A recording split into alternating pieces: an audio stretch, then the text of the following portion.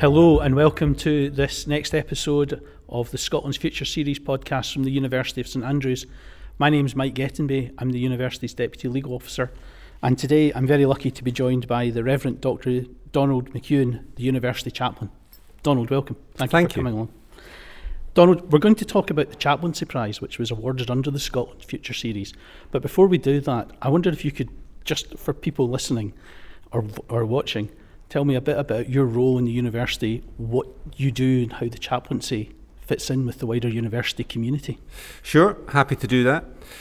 The chaplaincy is a small department, and among the things we do, we offer a care to the whole community. So other chaplains and I will spend time supporting any student, any member of staff to face any issue in confidential conversation. That could be about a matter of faith, but very often it's not. It's always confidential. And I would say we spend quite a bit of our time doing that, alongside other colleagues in the university that support students and staff. We also have a responsibility for offering Christian worship in two beautiful medieval chapels, St Salvator's and St Leonard's. Now that happens through the week in term time, and everyone's welcome at those lovely services with beautiful music from the chapel choir and so on. We also do services at special times of the university year, such as graduation or Christmas and Easter, remembrance, founders and benefactors, times that really matter to the whole university community. We are also part of the university that tries to help international students feel particularly at home. We have a global chaplain, a volunteer, and her role is to help students, perhaps English isn't their first language and they're unfamiliar with Scottish ways of life, to get to know local families and others in the local community. We also support students and staff of a huge variety of faiths or cultural backgrounds. We have honorary chaplains from different religious paths and humanism, and we have an interfaith chaplain who tries to bring students together in interfaith events, in conversation and understanding and fun. So these are some of the things we do as the chaplaincy. And it must have been a very challenging last few years with COVID, the pandemic, and with a lot of our students and staff not being in St Andrews, or at least if they were in St Andrews, not necessarily being on the university estate in the way that we are getting back to now. Yeah, we definitely noticed that we saw more and more staff members through Teams, phone calls, walks, or staff that we were supporting we saw more often. There was undoubtedly a rise in the sense of anxiety and uncertainty around our staff community, and the chaplains really responded to that. Among students, it's a slightly different picture. There were students who found the pandemic exacerbated some of the difficulties they faced. Others, in fact, through going home and having less stimulation from this community, our experience was that they found things, to some extent, a little bit easier. That's interesting. The big difference we noticed was staff anxiety in the first year really, of the pandemic. In terms of other parts of our work, we were back doing face-to-face worship from the 1st September of the pandemic. And in fact, I was doing face-to-face appointments with students and staff from the 1st August following the pandemic. We got back into our place of work to offer that as soon as we could.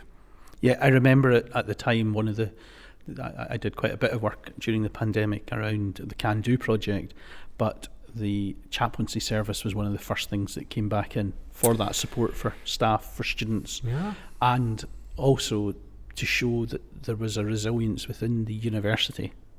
I'd like to think so. We did a weekly event in the first Martinmas semester, that's the autumn semester, following the pandemic, where one evening a week people could gather on St Salvator's quad, a safe distance apart, for an event called Hearts of Light, where we held lanterns and stood in solidarity, not just with those affected by the pandemic in the university, where in some ways we were really rather cushioned compared to many other parts of the world. We have a global chaplain, and she was very good at bringing to our attention people in Latin America, in India, and in other parts of the world where there were far fewer resources to ameliorate the effects of a global health issue. And one of the abiding memories I have from that time was coming to St Salvator's, and as you said, there was the social distance element, and that was done through the hearts on the lawn. So one of those, what was nice about the lawn is there were groups gathering, but inside these very obvious symbols of the heart shape on the lawn, which was just a nice, it wasn't just a circle, it wasn't just, roped off. It was just something that stayed with me. The specific thing we wanted to talk to you about today was the Chaplaincy Prize, which I gather you were awarded after an application to the Scotland's Future Series programme. What is it? What is the Chaplaincy Prize, Donald? All right, so the Chaplaincy Prize has existed for a couple of years already before this particular Scotland's Future initiative. We in the Chaplaincy were very grateful to receive a donation from a donor. And it was the sort of amount of money that, if invested, would give an annual income of about £250. And we thought, well, what could we use that money for? And I realised, because I go to every graduation ceremony, that in the programme for that, every year, there's a list of many students who have received prizes. And we thought, well, why doesn't the chaplaincy offer a prize? It would be lovely to celebrate some of our students' fantastic achievements. We work with students all the time. That's a big part of what we do. So what we thought was, year by year, we would choose a topic that seemed important for that year for some reason, and then we'd invite students to enter the Chaplaincy Prize in whatever way they wanted to. So our first year, the theme was the environment, and we had about 30 entries. We had videos, poetry, hymns, short stories, essays, reports on environmental projects that they had done either in St Andrews or in their own country. But everyone had to be seen in some way through the lens of faith or spirituality. And that, in a sense, made it a chaplaincy prize rather than a standard kind of competition.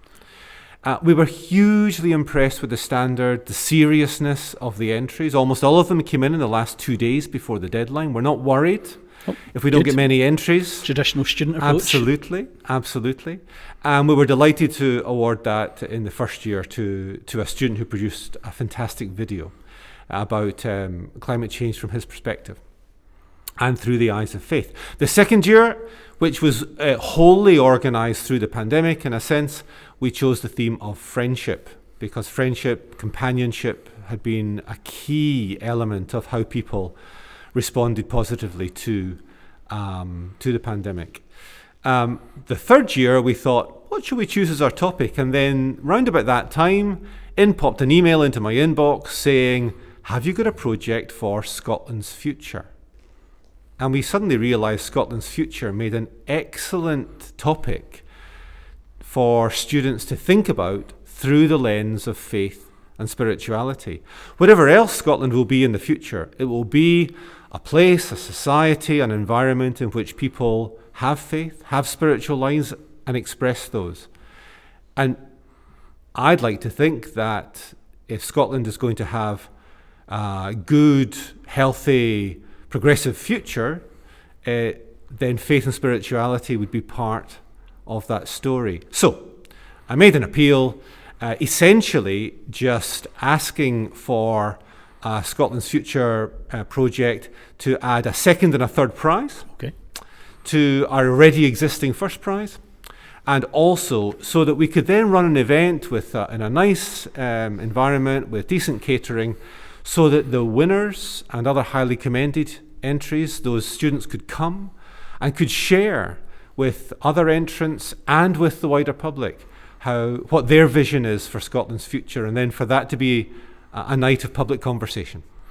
And it must be, given the breadth, I can imagine, of the entrants, it must give you a very interesting look into how students look at the topics for each prize through their own spirituality, their own religious background, their own beliefs? Absolutely. We don't stipulate what faith or what spiritual path they must have in their mind. Some are Christian, some are clearly not. That's absolutely fine.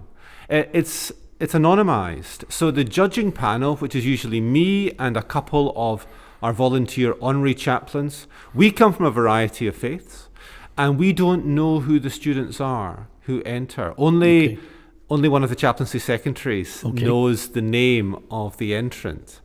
And we've been hugely impressed by the variety. The first winner, as I said, was someone who explored the environment. I don't think he was a person of any particularly conventional faith expression or religious path, but he certainly saw nature as, in a sense, a spiritual force, and our response to it through climate change can't merely be technocratic. Yep. For him, it had to be a spiritual response to the crisis that we're facing.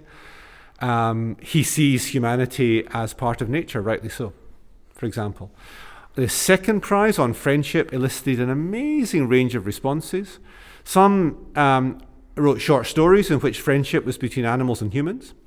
Some talked of a friendship with their own grandparents. The winner, in fact, was someone who explored how her own faith in God was mediated through two particular friends that she'd made here in university, and how it was their friendship, their acceptance of her, their joy, their humor, their being with her through a tough time that helped her understand afresh how God could be loving. That's how she put it in her brilliant video. So, yeah, huge range of responses. And we judge it on quality, on depth of engagement, on power of expression, that sort of thing. And earlier you talked about how Scotland's future and the importance of spirituality in that. Do these entrants give you hope that will be the case? It will be the case. I've not seen any entrants this year. Our deadline is the 31st of January. 2023. We've been publicising it for about 2 months now in quite a small scale way through our own web pages on the university website. We're going to start publicising it through social media soon. We've already been letting those on the chaplaincy mailing list know about it and so on. But usually students start thinking about this during the winter vacation. Yes. And as I say, the last week in January is a time when a lot of students are clearly working hard on finalising their approaches.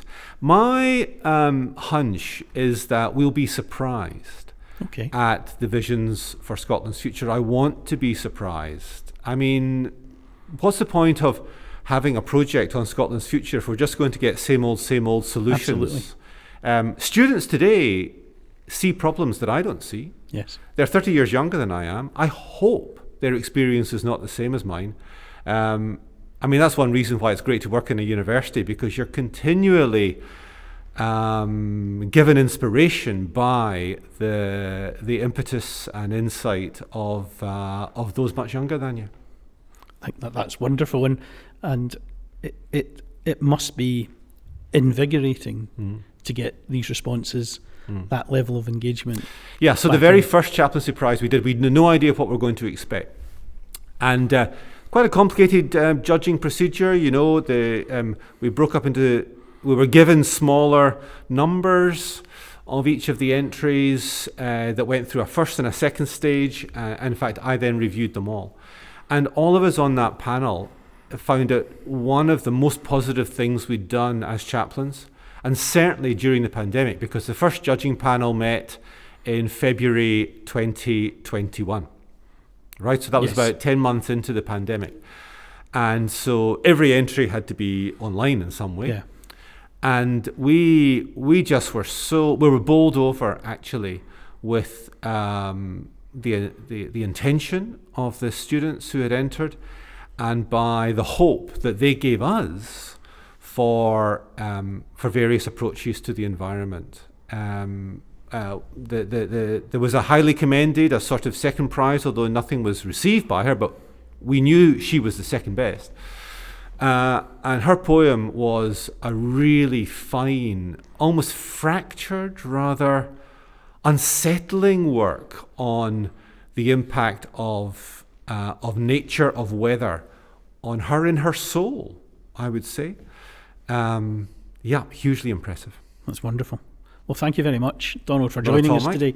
And thank you very much for everyone who's listened to or watched this podcast. The university greatly appreciates your support. Thank you.